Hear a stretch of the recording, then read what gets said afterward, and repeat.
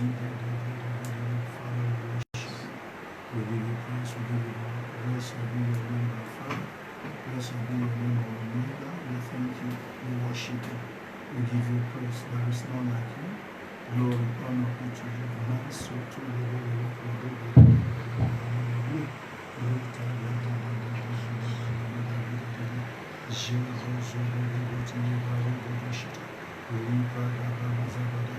Let's be able to appreciate God. Let's be able to appreciate Him. Be able to worship the King of Kings and not the Lord.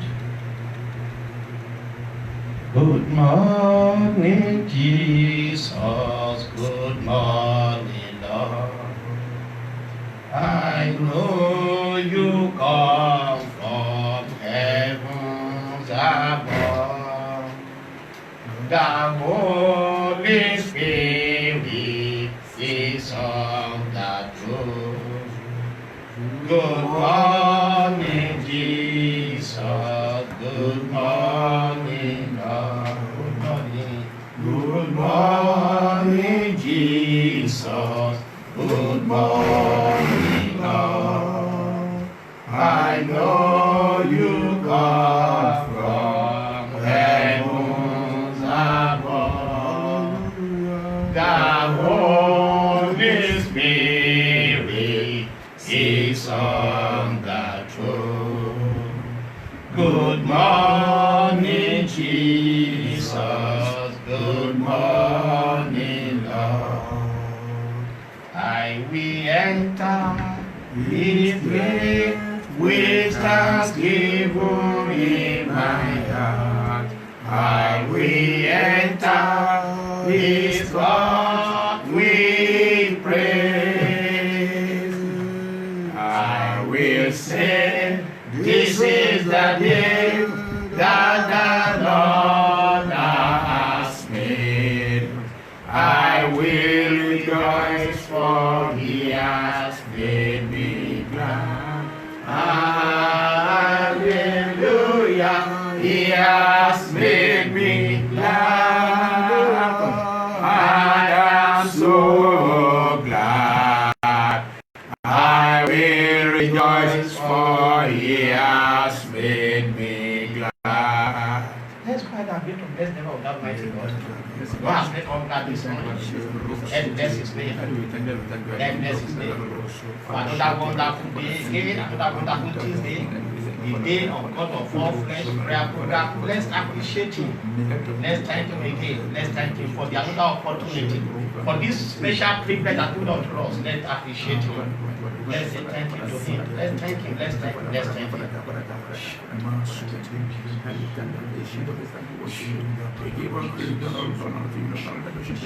Father, Lord, we thank you. Who's like unto you, Lord? Among the gods, there's none. You are God that's good to In Jesus' name, we have given thanks. Amen. And so, Father, we thank you this morning again Yes, Lord. for the day you have made for us. Oh, yes. Thank you, Daddy, for the past programs. Why this online? We thank you for what you did last Tuesday. We thank you for the vigil of Saturday for all our children. We thank you, Daddy, for all the testimonies that have been coming since last week. You are the only God who can do all these things. We turn all praise on our back unto you in the name of Jesus. Amen. We thank you, Lord, for our daddy and our mommy. We thank you, Lord, for your grace upon their life. Thank you, Father, for the vision that was given unto them. Oh, yes. Thank you, Lord, for your anointing upon their life. Thank you for using them at this same time. Father, accept our thanks in the name Amen. of Jesus. Daddy, we are gathered again today. Oh, yes, Lord. As your son will be coming shortly, Lord, to minister to the world today. Holy Spirit, go with him. Amen. Empower him. Amen. You are the one who have been helping this program. You have been using your son. Lord, again today, use him today. Amen. Back him up. Amen. Let the voice, let him, as he minister this morning, let that voice, let go with power. Amen. Every nook and corner in the world, the focus of this world, as the word goes forth today, that let healings be taking place. Amen. And the word go forth today, that because you are the one who can do it. And on you we put our trust today. As your son minister today, Lord, empower him specially. Amen. The power to minister in your grace, give unto him. Amen. More than ever before today, Lord, let us and what happens. Amen. Same so to this program. Amen. Father, we declare the program open in the name of the Father, Amen, and of the Son, Amen, and Holy Spirit. Amen. In Jesus' mighty name, we have prayed. Amen. Let somebody shout hallelujah. Hallelujah. Let somebody shout hallelujah. Hallelujah. If you are happy to see today another God of all flesh program, I want you to shout a better hallelujah.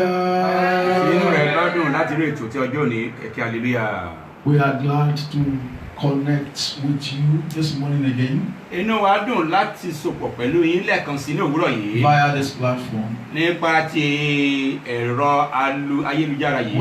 that the power of God will pass through your home in the mighty name of Jesus.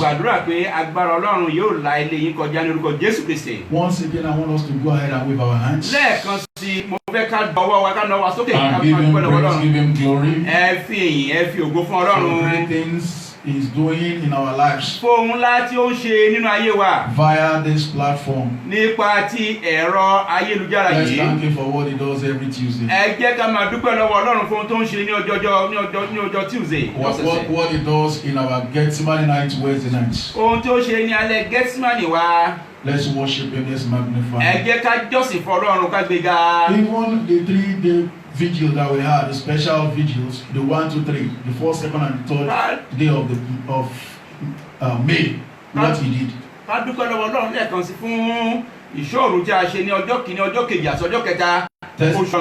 Testimonies are already flowing in. Let's go ahead and give him praise. He could only be God. He could only be God. He could only be God. Nobody is empowered to do what he does. So let's go ahead and give it to him. Father, we worship you. Blessed be your name. Give you praise for what you are doing. It is beyond our understanding. Thank you, Lord Jesus. Thank you, Ancient of Days. Thank you, Rose of Sharon. Thank you, God of the Redeemed. God of our Father. We worship you. Blessed be your name. God of all flesh. We magnify you. God of all flesh. We give you praise. Blessed be your name. Thank you, Lord God of heaven. Glory, honor be to you. In Jesus' name we pray. Our Father, our Lord, today do more than ever before. Glorify yourself. You are Yahweh. You are Yahweh. Oh yes, Lord. You are Yahweh. You are Yahweh. You are Yahweh. You are Yahweh. Alpha and Omega. You are Yahweh. You are Yahweh. Alpha and Omega. You are Yahweh. You are Yahweh. You are Yahweh. You are Yahweh. You are Yahweh. You are Yahweh. You are Yahweh. You are Yahweh. Alpha and Omega. You are Yahweh. You are Yahweh. Alpha and Omega. Thank you, Lord Jesus. In Jesus' name I pray. Let somebody shout hallelujah. Once again, I want you to shout another hallelujah. Hallelujah. As usual, shout it all hallelujah. Amen. Amen. Today, the Lord placed upon my heart that I should minister on don't look back. Don't look back. Let's take our reading from the book of Luke. Luke chapter 17, verse 30 to 33. Luke 17, 30 to 33. Verse 30. The Bible says, even thus shall it be in the day when the Son of Man is revealed. In that day, he which shall be upon the housetop and is stuff in the house, let him not come down to take it away. And he that is in the field, let him likewise not return back. Verse 32 now says, remember Lot's wife. Whosoever shall seek to save his life shall lose it. And whosoever shall lose his life shall preserve it. Don't look back. Don't look back. Today is more of a digging deep, like a digging deep. Just like my father-in-law said on Sunday. Because this season, it is very crucial that we remind ourselves of where we are going. So that we don't lose the track. Don't look back. What does it mean to look back? What does it mean to look back? Number one, to look back means to think about something in the past. To think about something in the past. To think back.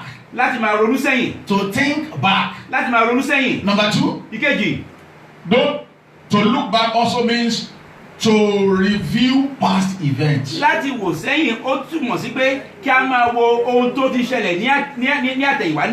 To begin to remember past events. Now, what does it mean when I say don't look back in this particular context? Don't look back in this context. It means as a Christian, don't go back into the world. Don't go back to your old life. It does not matter things that are happening in your past that is pulling you back as a stranger. It is not the season to look back. It is not the season to go back. It is not the season to go back. Don't even think of it as a Christian. Because it is suicidal to begin to think of the old life that you have lived before.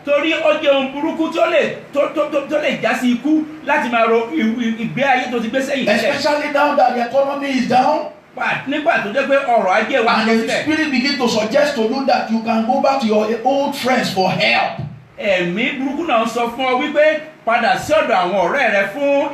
That if you were still in the midst of those friends of yours you used to drink together, that they would have helped you. That if you go back to those friends used to go to beer parlor night clubs together, that they will have found solution to your problem.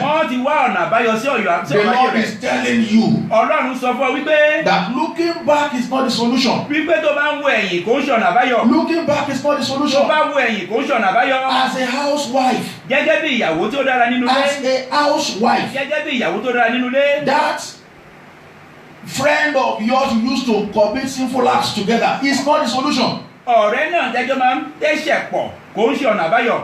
As the head of the home, Gẹ́gẹ́ bí olórí ilé, getting a concubine is not the solution now. kí o ní àlè sí ìta kì í ṣe ọ̀nà àbáyọ nísinsìnyí. Many of the children of God were not able to make the promised land Ọ̀pọ̀lọpọ̀ àwọn ọmọ Ọlọ́run ni òde ilẹ̀ because lérí. they were always thinking back. Torí nígbà gbogbo ni wọ́n po ẹ̀yìn. Many of them could not reach the promised land Ọ̀pọ̀lọpọ̀ ni wọ́n ní òde ilẹ̀ lérí. because they were always thinking Torí back. wọ́n ronú sẹ́yìn. At the slightest challenge, Nígbà tí ìpèníjà kékeré tó bá dé, they will murmur and complain to Moses. wọ́n ò kù wọ́n ó ṣe àwáwí fún Mósè. They will begin to think about the garlic, the onion, the cucumber, the fresh fish they used to eat in Egypt. Wọ́n ronú gbogbo oúnjẹ mèremère àti èso tí ó dára tí wọ́n ń jẹ ní ilẹ̀ Íjíbítì. Forgetting that they were under slavery there. Wọ́n gbàgbé wípé wọ́n wà ní oko ẹrú ní ilẹ̀ Íjíbítì.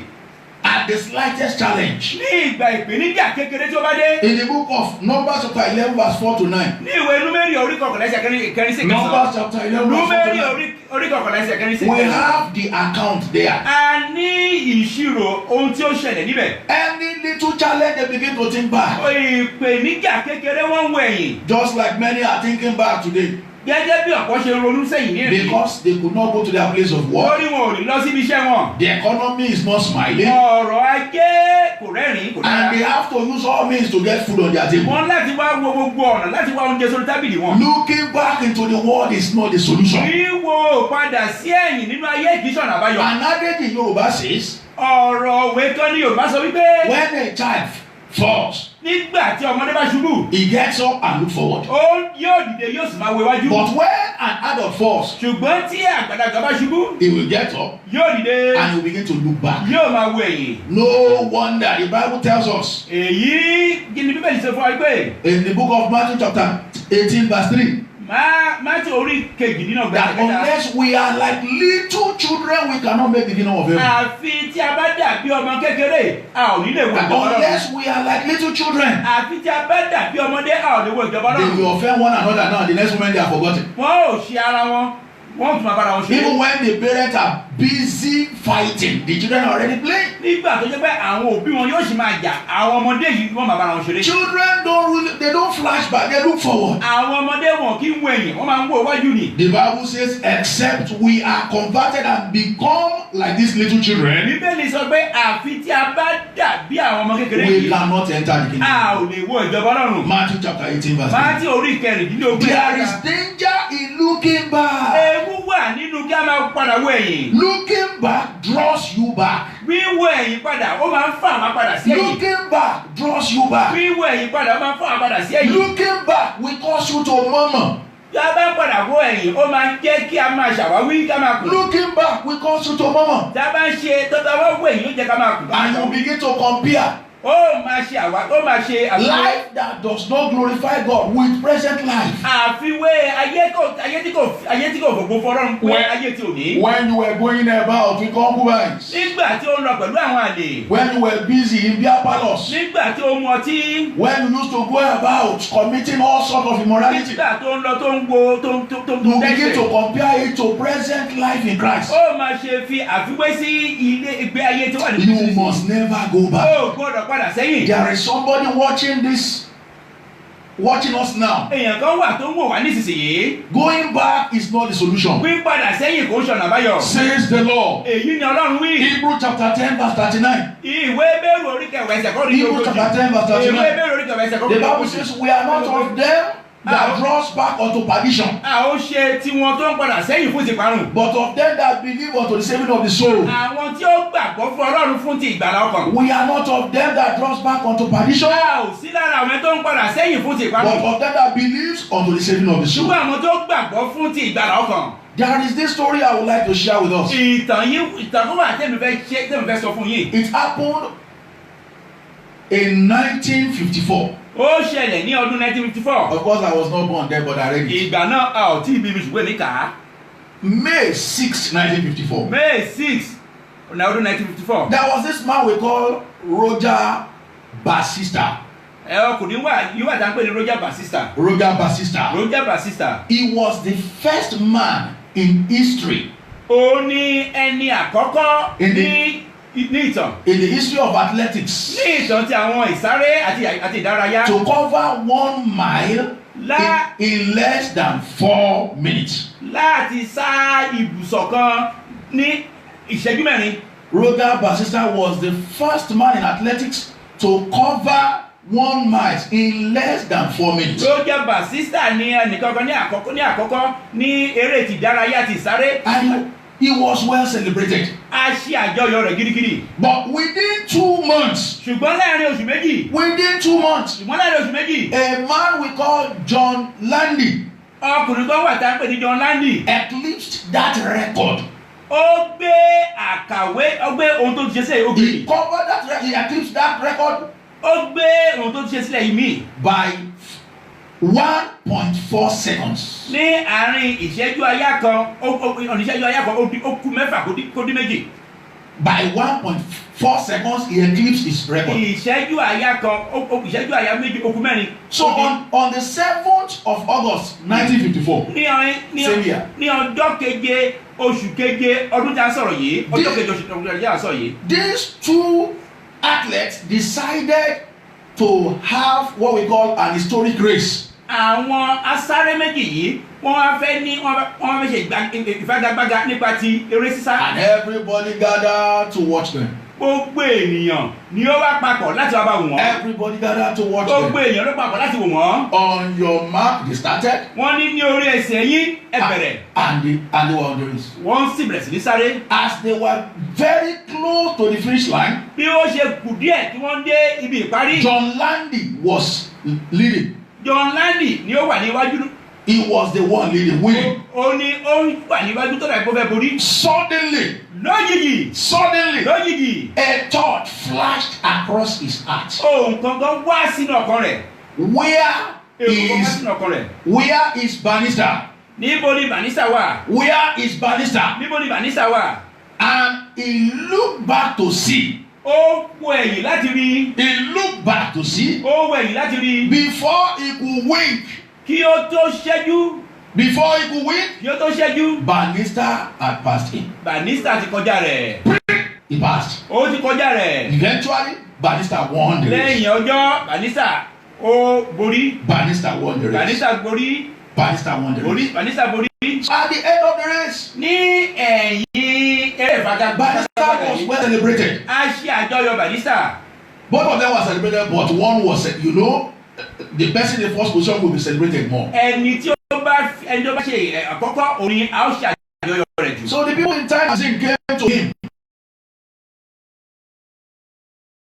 Wọ́n wá bá. They came to Landy. Wọ́n wá bá Landy. They wanted to know what happened. We saw you ahead. What happened? Wọ́n ní pé àwa yọ síwájú. Kí ni ó ṣẹlẹ̀? He said, I looked back. Ó ní pé èmi wo ẹ̀yìn. He said, I looked back. Èmi wo ẹ̀yìn. And that's the end of the story. Èyí ló pín. He looked back. Ó wo ẹ̀yìn. And he lost. Ó pàdánù. I pray for somebody here. Èmi gbàdúrà fún Someone connected to this platform. Ẹnìkan tí ó sopọ̀ sí. Whatever has become a string in your past pulling you down. Ó ti dàbí okùn tí ó ń fà ọ́ sẹ́yìn. Pulling your attention back. Tí ó fà kíyèsí rẹ sẹ́yìn. May it catch fire now. Kí ó gbiná nísinsìnyí. In the mighty name of Jesus. Lórúkọ Jésù Kristi. Whatsoever is pulling you back. Ohunkóhun tí ó fà ọ́ padà May sẹ́yìn. it catch fire. Kí ó gbiná. In the mighty name of Lórúkọ Jesus. Jésù Kristi. Why must we not look back? Kí ni ìdí tí a ò fi gbọ́dọ̀ wò Why ẹ̀yìn? must you as a Christian not look back? Ìwọ gẹ́gẹ́ bí Kìrìsìtẹ́nì kí ni ìdí tí o ò fi gbọ́dọ̀ wò ẹ̀yìn? Why must we not look back? Kí ló dé tí a ò fi gbọ́dọ̀ wò ẹ̀yìn? Number one. Ìkíní. There is no covering for your back. Kò sí ààbò fún ẹ̀yìn rẹ̀. There is no covering for your Kò back. sí ààbò fún ẹ̀yìn rẹ̀. There is no covering for Kò your sí back. ààbò fún ẹ̀yìn rẹ̀. If you go by the account of Ephesians. Tí o bá wo tábánikà wo ìwé Éfésù. Ephesians chapter 6 verse 13 to 17. Éfésù orí kẹfà ẹsẹ̀ kẹtàlá sí ìkejì tí kẹtàdínlọ́gbọ̀n. Where we have the weapons and the armors that cover a Christian. Nígbà tí níbi tá a ti wo àwọn ohun ìjà àti àwọn ìdáàbòbò tí ó dáàbòbò So Kìrìsìtẹ́nì. that a Christian may stand against the wiles of the devil. Kí ni Kìrìsìtẹ́nì kí ó lè dúró ṣinṣin lòdì sí àrékèrèké èṣù. If you consider all those weapons like the shield of faith, the helmet of salvation, the sword of the spirit, Tá a bá wo àwọn ìjà ẹ̀mí àwọn ìdáàbòbò ti agbára ti agbára. Nothing was mentioned to cover your back. Kò sí ohun tí a dárúkọ tí ó lè dáàbòbò ẹ̀yìn rẹ̀. So looking back exposes to fatality. Tí a bá ń wo pé tá a bá ń wo ẹ̀yìn, ó túmọ̀ sí ìjàmbá. Don't look back. Ẹ má ṣe wo ẹ̀yìn. Number 2. Ìkejì. No one that looks back is fit for the master's place. Kò sí ẹni tí ó wo ẹ̀yìn tí ó wo ẹ̀yìn tí ó yẹ fún ìjọba Ọlọ́run. Anyone who looks back, Ẹnikẹ́ni tó bá wo ẹ̀yìn. anyone who backslides, Ẹni tó bá padà sẹ́yìn. is not fit for the kingdom of heaven. Kò yẹ fún ìjọba Ọlọ́run. Luke chapter 9 verse 62. Lúùkù orí kẹsàn-án ẹsẹ̀ kejìléní Luke ọgọ́ta. chapter 9 verse Lúùkù 52. orí kẹsàn-án ẹsẹ̀ kejìléní ọgọ́ta. Jesus said unto him, Jésù sọ fún wípé no man having put his hand upon the plow, ẹnikẹ́ni tó bá fi ọwọ́ rẹ̀ lé iṣẹ́ ìjọba Ọlọ́run. looking back, Tó bá wo ẹ̀yìn. is fit for the kingdom Kò of yẹ God. fún ìjọba Ọlọ́run. This is not about denomination. Èyí ò ń ṣe nípa ti ìjọ. It is about salvation. Ó sọ̀rọ̀ nípa ti ìgbàlà ọkàn. That if you have once confessed Jesus as your Lord and your Savior, Tó bá ti jẹ́wọ́ Kristi gẹ́gẹ́ bí Olúwa àti olùgbàlà rẹ̀. and you have been serving Him in the capacity He has given you, Ó ti ń sìn nínú agbára àti you ohun tó must pọ̀. never go back and join the world. Ó gbọ́dọ̀ padà sẹ́yìn láti lọ darapọ̀ máa yé. We see so many people who have mortgaged their salvation today. Àti rí ọ̀pọ̀lọpọ̀ tó pé tó ti ta ìgbàlà wọn ní òní. So many have mortgaged their salvation, Ọ̀pọ̀lọpọ̀ ni ó ti ta ìgbàlà wọn ní òní. especially for government appointments. Nígbà tó fún iṣẹ́ ti ìjọba. Especially for government appointments. Fún iṣẹ́ ti ìjọba. We have a lot of people in government. A ní ọ̀pọ̀lọpọ̀ ní ti ìjọba. Oh, this COVID-19 pandemic has exposed so many things. Ọ̀rọ̀ kòró yìí ó ti fi wọ́n hàn. Many we believe were standing, their position have been made bare. Ọ̀pọ̀lọpọ̀ tí a rò pé wọ́n dúró ipò wọn àti òfò ni ó jẹ́. Work out your salvation with fear and trembling. Ṣe iṣẹ́ ìgbàlà rẹ̀ pẹ̀lú ìbẹ̀rù àti ìwárìrì síwájú Ọlọ́run. Stand for Him. Dúró fún Ọlọ́run. Stand for Dúró Jesus. fún Jésù Kristi. Even in government settings, Bó tilẹ̀ jẹ́ ní ti when àgbẹ̀jọ́ they are doing things that are wrong, you stand for the right thing. tí wọ́n bá ṣe ohun tí kò dára, ìwọ dúró ṣinṣin fún Stand dára. for Jesus. Dúró fún Jésù. At your place of Ní work, ibi tó ti ń ṣe iṣẹ́. are you standing for Jesus? Ṣé òun dúró fún Jésù bí? In your family, are Ní you ilé rẹ̀ ṣé standing òun dúró for fún Jesus? Jésù bí? In your neighborhood, are you Ní standing for ibi tó ń Jesus? gbé ṣé òun dúró fún Jésù bí? Stand for Jesus. Dúró fún Jésù Kristi. That song says, stand up for Jesus. Yes, shoulder of the cross. Lift high His royal banner. It must not suffer loss.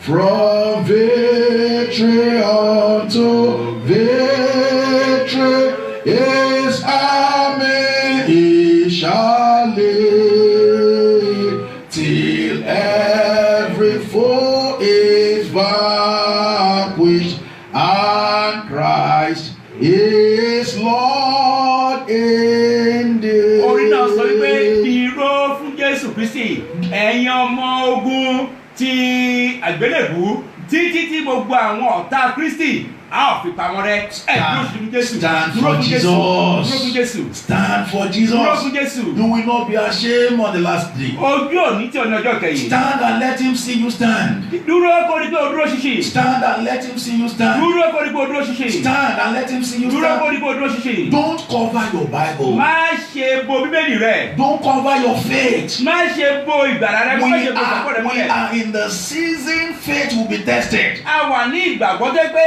ìgbàgbọ́ We wa á are dánwò. in the season faith will be A tested. wà ní ìgbàgbọ́ pé ìgbàgbọ́ wa á dánwò. Who do you stand for? Ta ni ìwọ dúró fún? Who do you stand Ta ni ìwọ for? dúró fún? We are at the season that faith will be tested. A wà ní ìgbà tó jẹ́ pé ìgbàgbọ́ wa á dánwò. Stand for Jesus. Dúró fún Jésù Kristi. The end time is not near. Ìgbà ìkẹyìn kò tíì dé. The end time is here.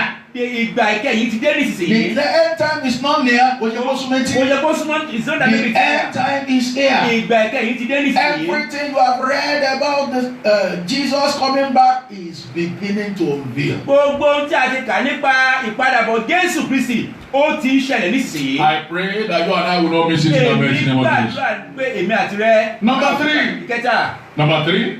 Ìkẹta. We are on why must we not look back.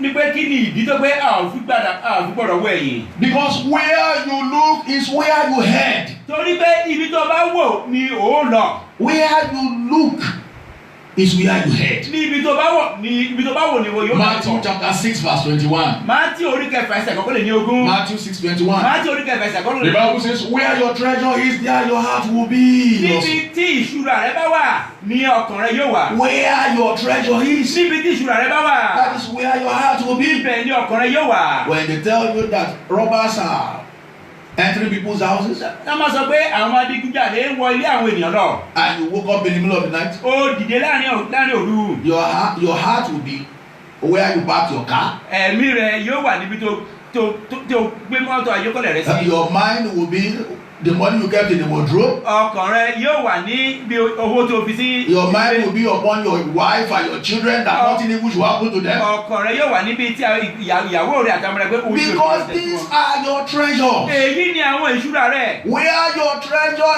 is, there your heart will be. Níbi tí ìṣúra rẹ bá wà ibẹ̀ ni ọkàn rẹ yóò wà. So don't look back, be looking forward, Má ṣe wo ẹ̀yìn, máa wo iwájú. be looking upward. Máa lo Jésù Kristi ní òkè. Don't look back, Má ṣe wo ẹ̀yìn. don't look Má back. ṣe wo ẹ̀yìn. The Bible says in Matthew chapter 7 verse 13. Bíbélì sọ níwèé Mátíù orí kejì ẹsẹ̀ kẹtàlá. Matthew 7:13. Mátíù orí kejì ẹsẹ̀ The kẹtàlá. Bible says, straight is the gate.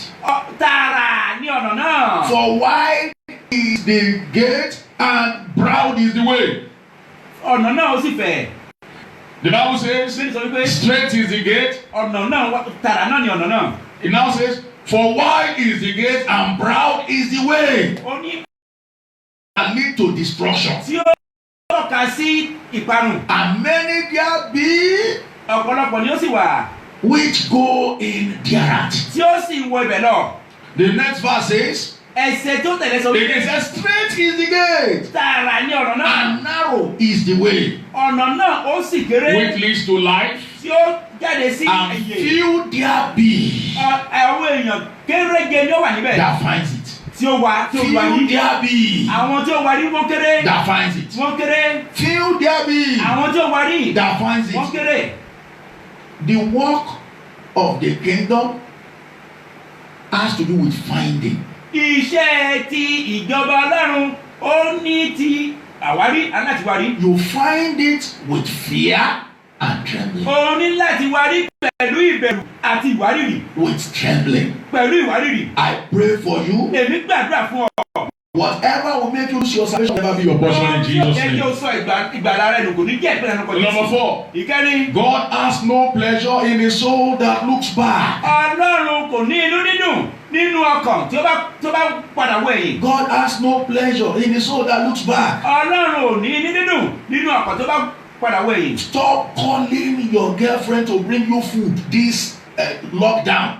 Má ṣe máa pé ẹ̀ńtẹ̀jọ́ ń dẹ́ṣẹ̀ ní pé kí o máa gbé oúnjẹ fún ọ nígbà tí a wà yìí. Stop calling those sugar mommy to come and help you out. Má máa pe àwọn màmá rẹ tó ń fọ lówó nínú ayé bí kò máa ràn Of lọ́wọ́. course, you know what that boss of yours wanted from you. Nítòótọ́ o mọ ohun tí ọ̀gá rẹ tó fẹ́ láti ọ̀dọ̀ rẹ̀. He has been asking you out, but you have refused. Why must you yield to him during this lockdown? Ó ti ní pé kí ẹ máa kí ẹ jọ di ọ̀rẹ́ adẹ́ṣẹ̀. O gbà tẹ́lẹ̀, ó ṣe jẹ́ ìgbà yìí ni o wá fẹ́ gbà. It calls for caution. Be careful. Ó sọ̀rọ̀ ẹ jẹ́ kí a ṣọ́ra. Don't love bread more than your salvation. Má ṣe fẹ́ràn oúnjẹ tàbí àkàrà ju ìgbàlà rẹ lọ. Remember, man shall not live by bread alone, Rántí pé ènìyàn kò gbọ́dọ̀ wà pẹ̀lú but by oúnjẹ. every word that proceeds out of the mouth of the Lord. Ṣùgbọ́n pẹ̀lú ọ̀rọ̀ tó jáde wá láti ẹnu Ọlọ́run.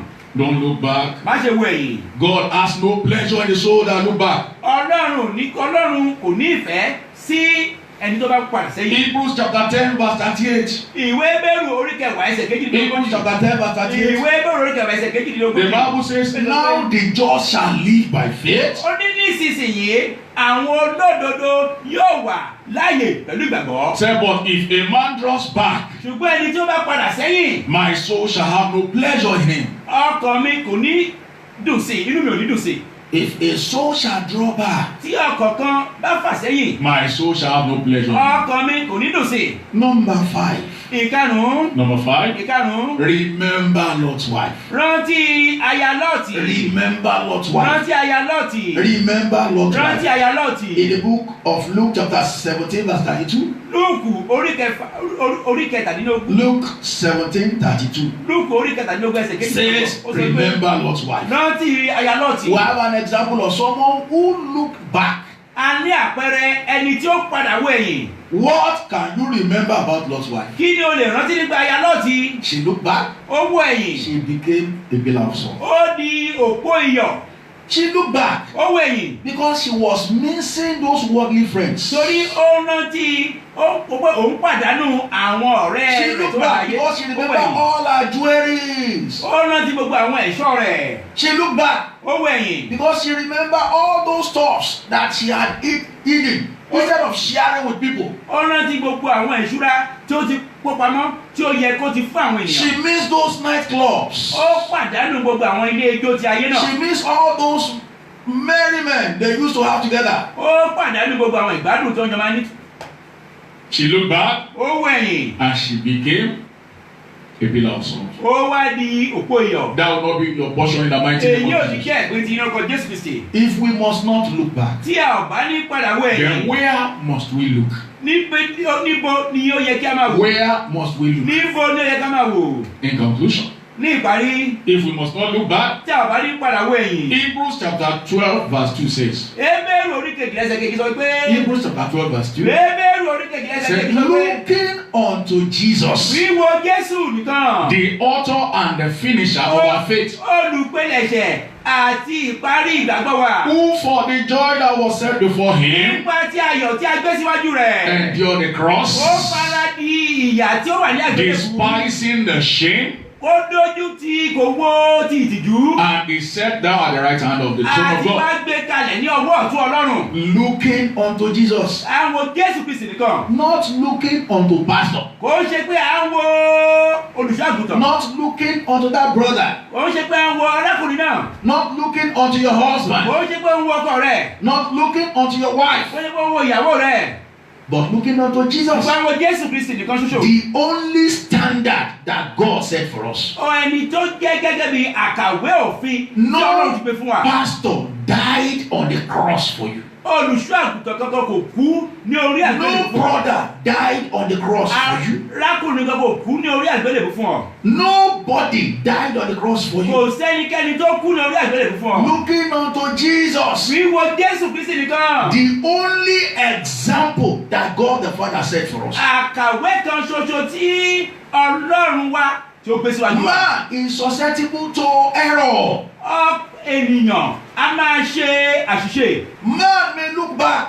Ènìyàn lè wo ẹ̀yìn. Man may look back. Ènìyàn lè wo ẹ̀yìn. But Jesus Ṣùgbọ́n Jésù Kristi. has finished it all on the cross Ó ti parí rẹ̀ ní orí àgbélébùú. without looking back. Láì wo ẹ̀yìn. Without looking Láì back. wo ẹ̀yìn. Don't look Má back. ṣe wo ẹ̀yìn. Don't look Má back. ṣe wo If ẹ̀yìn. anything should happen tomorrow Tí ohunkóhun bá ṣẹlẹ̀ ní ọ̀la. and they're asking you to throw away your Bible, Wọ́n sọ pé kí o ju Bíbélì rẹ sọ̀rọ̀. remember you must not look back. Rántí pé o gbọ́dọ̀ wo ẹ̀yìn. If anything should happen tomorrow Tẹ́ni tó ohunkóhun bá ṣẹlẹ̀ and ní they ọ̀la. ask you to come and get number 666 to have food, Wọ́n ní kí o wá gba àmì 66 láti gba oúnjẹ. remember you must never look back. Rántí pé o gbọ́dọ̀ wo ẹ̀yìn. If anything should happen tomorrow Tí ohunkóhun bá ṣẹlẹ̀ ní ọ̀la. and the whole government of the world team up to become one, Gbogbo ìjọba àgbáyé wọ́n papọ̀ wọ́n á di èsì kan and they ṣoṣo. are asking you to renounce your faith in Christ Wọ́n ní wípé ìgbàgbọ́ rẹ ní ti Kristi before you can have shelter upon your head. kò tó lè ní ibi ìbúgbé ní orí rẹ̀. Remember you must not look back. Rántí pé o gbọ́dọ̀ wo ẹ̀yìn. Remember you must not look Rántí pé back. o gbọ́dọ̀ wo ẹ̀yìn. We are not of them that look back unto perdition. A ò sí lára àwọn tó máa ń wo ẹ̀yìn sí ìparun. You must not look back. A ò gbọ́dọ̀ wo ẹ̀yìn. You must never look A ò back. gbọ́dọ̀ wo ẹ̀yìn. The Bible says in that Luke chapter 17 verse 31, Bíbélì sọ níwèé Lúùkù orí kẹtàlélógún. say in that day in that day Ní ọjọ́ náà, he which shall be upon the housetop ẹni tí ó bá wà ní orí òrùlé and his stuff is in the house, tí ó wà ní ilé náà. let him not come down to take it away. kí ó má wá sí ilé náà láti wá gbé. And he that is in the field, ẹni tí ó sì wà ní oko. let him likewise not return back. kó má ṣe padà. Looking unto Jesus. wíwo Jésù Kristi. Looking unto wíwo Jesus, Jésù Kristi. the author and the finisher of our faith. olùpilẹ̀ṣẹ̀ àti ẹni tó ti parí ìgbàgbọ́ wa. Rely on him. gbẹ́kẹ̀lé nìkan. Rely on him. gbẹ́kẹ̀lé Jésù Kristi nìkan. Rely on him. gbẹ́kẹ̀lé Jésù nìkan. Is it for what to eat? ṣé ohun tó fẹ́ jẹ ni.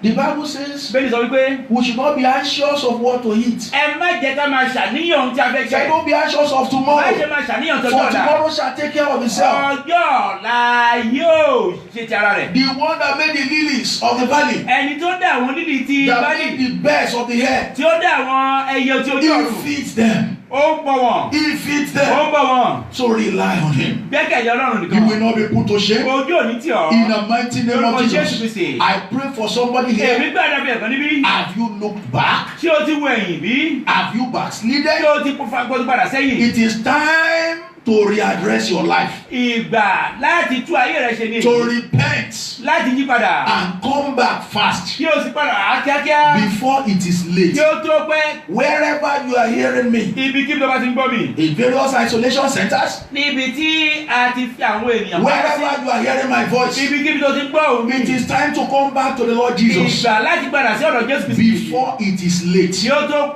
pẹ́. Before it is kí o late. tó pẹ́. Jesus is calling you today. Jésù ń pè ọ́ ní òní. Say, come back, my son. ó ní ọmọ mi ọkùnrin padà wá. Come back, my daughter. ọmọ mi obìnrin padà wá. He sees you as a child. ó rí ọ gẹ́gẹ́ bí ọmọ. He can't cast you kò away. lè sọ ọ́ dànù. So come back. padà wá. So come padà back wá. before it is kí o late. tó pẹ́. Those who died of COVID-19, àwọn tí ó ti kú nípa ti kòró. many of them in the next 20 years, they are not to die. ọ̀pọ̀ wọn nínú bí ogójì ọdún sígbà tá a In the next 20 years, they will not even think about bí death. ogún ọdún sígbà tá a wà yìí wọ́n ò Some ronú. of them were very sound and hearty. àpọ̀lọpọ̀ ni pé ara wọn pé dáradára. Some of them had no medical deficiency, wọn ò no health deficiency.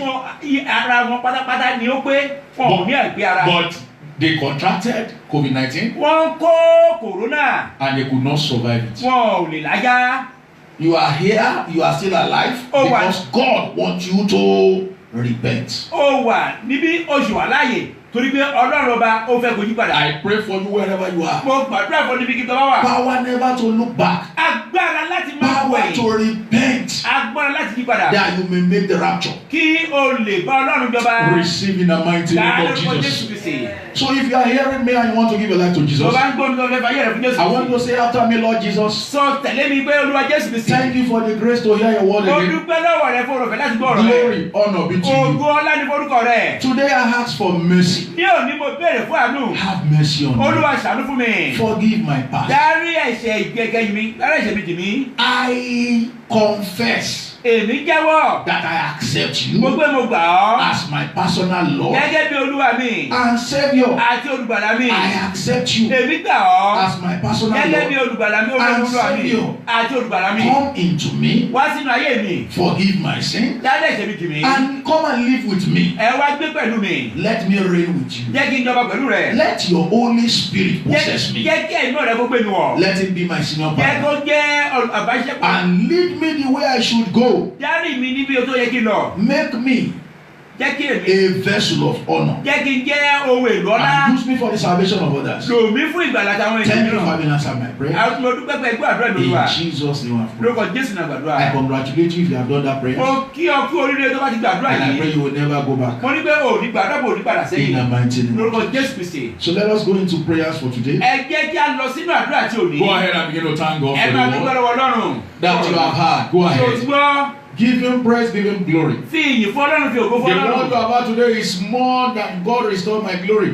ó ju Olúwa dá ògo mi padà. Or God kill the wicked. Tàbí a sọ pé Olúwa pa àwọn ẹni ìkà. Because no glory is better than you making heaven.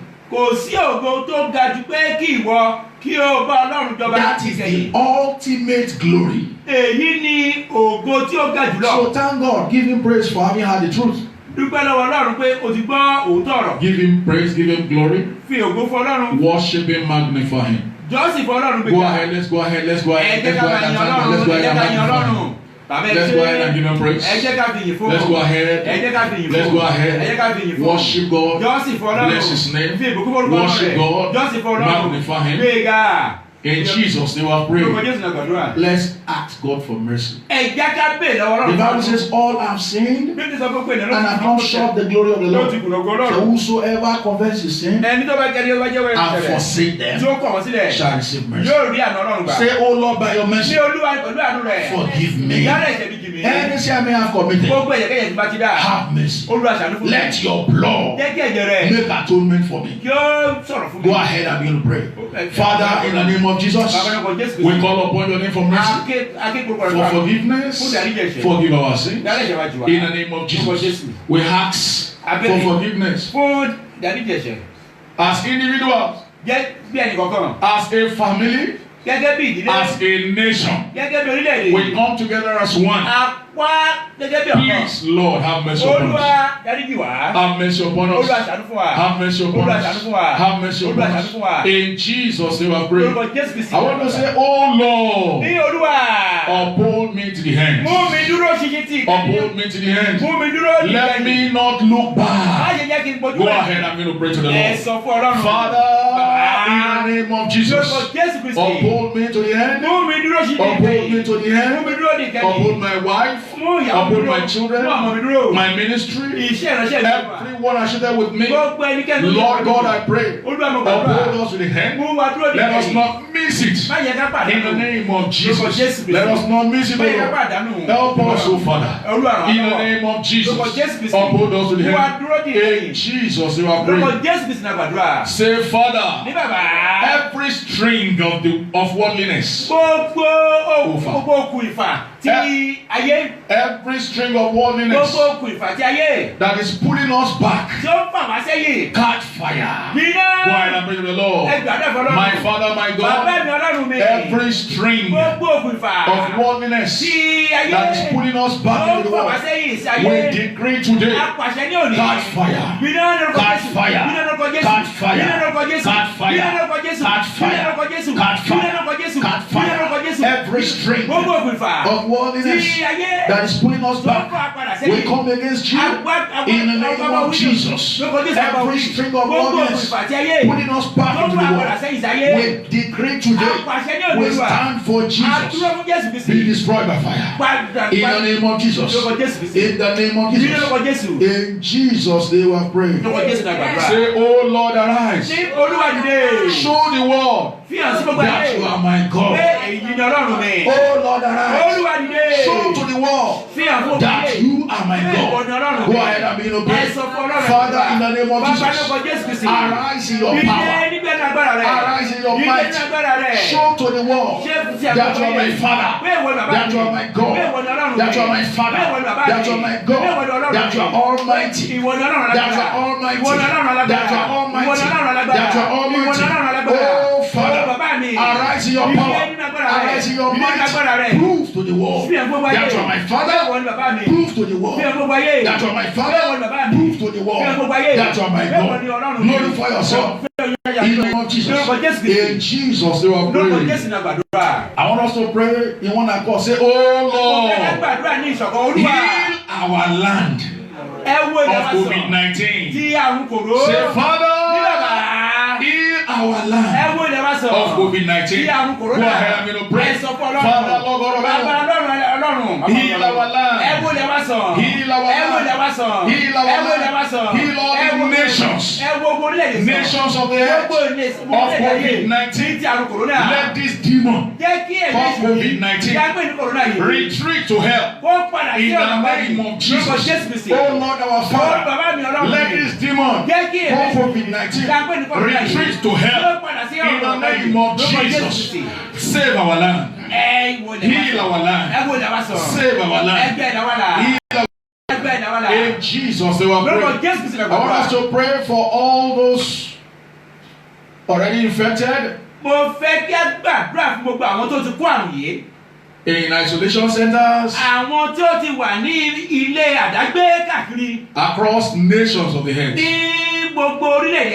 Let the power of God Jẹ́ kí agbára Ọlọ́run. The healing power. Agbára Ọlọ́run ti ìwòsàn. Go and touch them wherever you Yóò are. fọwọ́ kàn wọ́n ní Let's go ahead and pray. Father, my God. Bàbá mi Ọlọ́run mi. We pray for all those who are already victims of Àgbàdá COVID-19 fún àwọn tí ó ti kó àrùn yìí. in various isolation centers Níbi ìgbédàgbé tó wà káàkiri. across the nations of the Tó world. ti wà ní gbogbo orílẹ̀-èdè We àgbáyé. decree your healing power Apàṣẹ to agbára. touch them right now. Yóò fọwọ́ kàn wọ́n ní ìsìn. Touch them, oh God. Fọwọ́ kàn wọ́n ní ìsìn Olúwa. Touch them, oh Fọwọ́ God. kàn wọ́n ní ìsìn Olúwa. Touch them, oh Fọwọ́ kàn God. wọ́n ní ìsìn Olúwa. Let there be mass healing, Jẹ́ kí ìwòsàn. mass recovery. Kí gbogbo wọn kí ó Let there wòsàn. be mass Kí recovery. gbogbo ara gbogbo wọn kí ó yà. Let there be mass Kí ara gbogbo wọn kí ó recovery. yà Olúwa. Lord God of heaven, Olúwa Ọlọ́run ti let rẹ̀. there be mass Jẹ́ kí recovery. ara gbogbo wọn kí ó yà. Lati ketori batagadora batagadabamagadesh. We decree Apàṣẹ. their healing. Ìwòsàn wọn. Let them be healed. Olúwa ìwòsàn. In the name Lórúkọ of Jésù Jesus.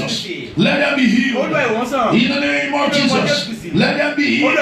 In the name of Jesus. In Jesus' name. Lórúkọ Jésù náà gbàdúrà. I want us to pray for all the health officers, Mo fẹ́ yẹ ká gbàdúrà fún gbogbo àwọn all òṣìṣẹ́ the tí ó máa doctors, the gbogbo nurses, àwọn dókítà àti àwọn nọ́ọ̀sì. all those who are at the forefront who have put their lives in the line to combat COVID-19. Àwọn tó wà àwọn tó ń ṣíwájú tí ó ṣiṣẹ́ pé kí àìsàn yìí tó lè lọ. Those who have put their life on the line Àwọn tí ó ti fi ayé wọn sílẹ̀ wípé kí àrùn yìí tó lè lọ. to combat, to fight against COVID-19. Láti máa bá àrùn yìí jà. Let us decree that the Lord will shield them Ẹ jẹ́ ká gbàṣẹ pé kí Ọlọ́run kó dáàbò bò wọ́n. from this deadly virus. Wípé kí àrùn burúkú yìí kó má jẹ́ tiwọn. Let's go ahead and Ẹ pray. jẹ́ ká sọ Father, Lord God of heaven, we pray.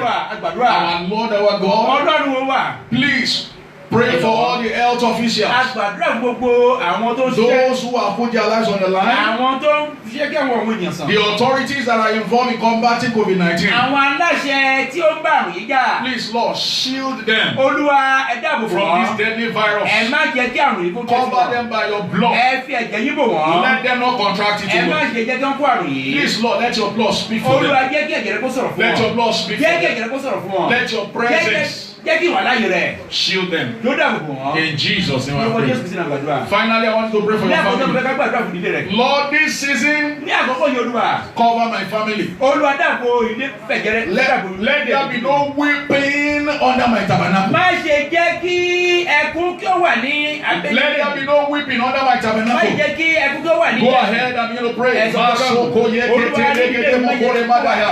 Olúwa má jẹ́ kí ilé Shariba to zegegede lebosha. Let there be no weeping in my tabernacle. Ní àkókò má jẹ́ kí ẹkún wà. Masike Nínú àkókò tele wà. rimazu Má jẹ́ kí ẹkún wà. Má jẹ́ kí ẹkún wà. Ní àkókò wà. Má jẹ́ kí ẹkún wà. Má jẹ́ kí ẹkún wà. Ní àkókò wà. Ẹ̀kọ́ bísí. Ẹ̀kọ́ bísí wà. Let there be no weeping in my tabernacle. Under my tent. Masato kelebash.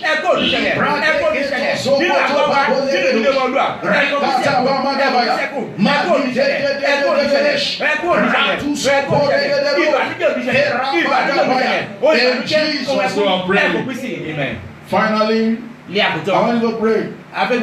Lord, this season, let me not beg for bread. Let me not eat from the wicked table. Má jẹ́ kí n jẹun ìkà.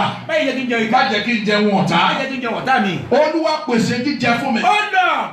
Go ahead and begin to pray. Masoto legede tabo yebila. Marabata baba legede dodo de madure kagoda shata. Leprodo soto rebashi. Reto soke bate. Maliti rabato bragada bragata.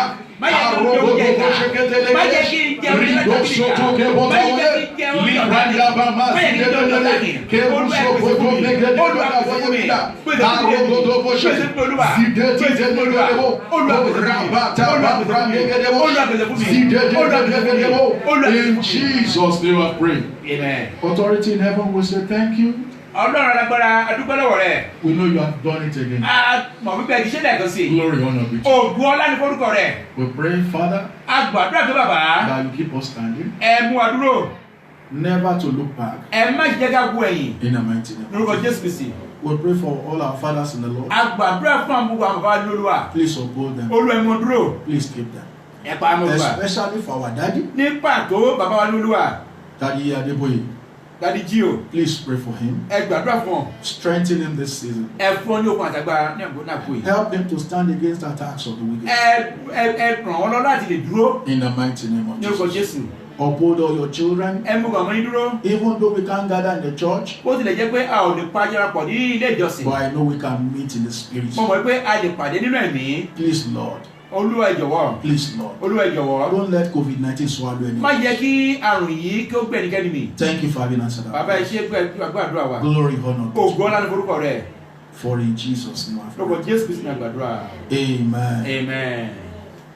By the grace of God, Nípa oore ọ̀fẹ́ Ọlọ́run, we'll be meeting again a máa pàdé lẹ́ẹ̀kan sí i for our Gethsemane night fún alẹ́ Gẹ́tímánì wa on Wednesday night. ní ọ̀la ní alẹ́ ọ̀la. That is tomorrow night. Alẹ́ ọ̀la. So I want to implore you, Mo fẹ́ bẹ̀ yín, tell people in advance ẹ sọ fún àwọn èèyàn ṣáájú, and get prepared. ẹ ń gbáradì. It's going to be very, very, very powerful. Yóò lágbára gan.